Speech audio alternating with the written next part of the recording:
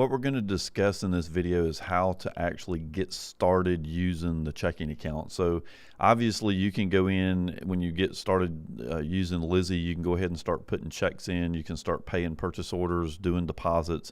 All of that stuff is all fine and good, but at some point you're going to need to actually reconcile the account. And in this video, I'm going to show you how to actually put the beginning balance in. Even if you've already started using the system, it doesn't matter. So there's nothing to worry about if you've already started putting checks in and you forgot to do this. You can go back and do this at any time. So I am in accounting checking, and we're going to go in and actually create a new entry. Now, hopefully you're going to be doing a deposit for your initial entry, which means you have money in the account. So what we're going to do is we're going to choose the checking account that we want to work with, and we're going to tell it that we want to do a deposit. Now, this deposit, I generally put in initial deposit on just so that we know what it is in the future. We pick the date of our last checking account balance sheet that we got from the bank. So we basically get last month's bank, or whatever month you want to start with. I would recommend the last month and not go too far back, because you'll end up spending your whole time trying to put old checks in. So I would just go back to this last statement, and then all we have to do is put in all the checks since the last statement, and we should be good to go. Now, what we're going to do here is we're going to choose the date. So let's say that this statement was on December the 30th, for example, and we'll leave everything else alone. And let's say that my ending balance for last month was $1,500, just as an example. And then you don't have to put in a memo here, but you can if you want. The big thing is down here at the account selection. This account is kind of critical that we pick the owner's equity account, because the money that is in your bank account from last month was already recorded in your old business system. So there's no point in, and there really isn't, you don't want to record it twice. So we're going to just put that the money was ours. We didn't sell anything to get this money into Lizzy. It's just money that we already had in the bank account. So we're going to choose the owner's equity account. We're going to put the full amount in. And for the GL, I'm going to add initial deposit for checking. And that'll just let me know, if I look at the GL entry, what that entry was for. So we're just going to go ahead and add that, and then we're going to save this entry.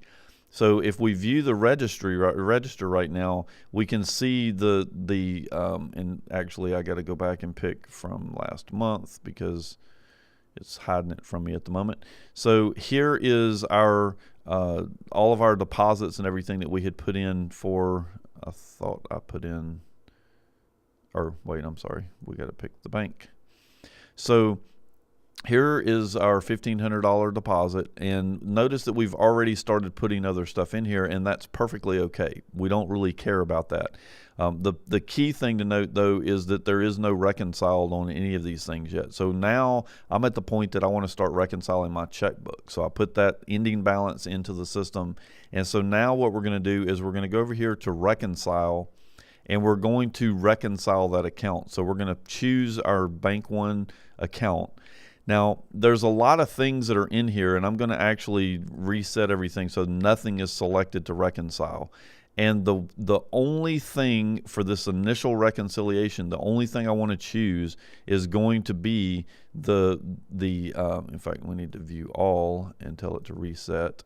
And then we'll just choose the $1,500 ending balance for the last term.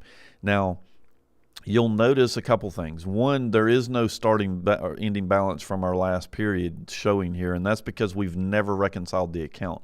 So what we are doing right now is we're basically setting the ending balance for the last period so that we can start to reconcile our account in a normal way going forward. Now, a couple things are kind of critical here. One is this date of fee. We're not going to be putting in a bank fee here.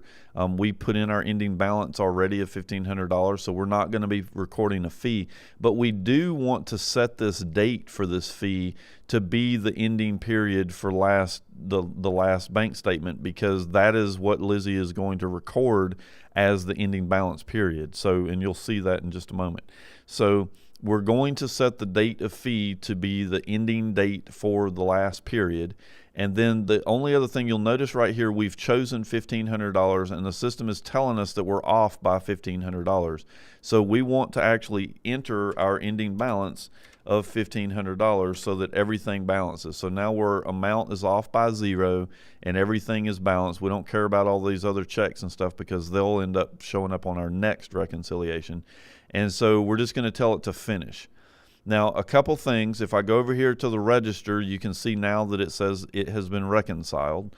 And if we come back over here to reconcile again and we select our Bank One account, you'll notice now that it has balance at last statement $1,500. So it knows now that it had an ending balance the last time we did this, and now everything moving forward will work perfectly for reconciling against the bank's statement when they send it to you.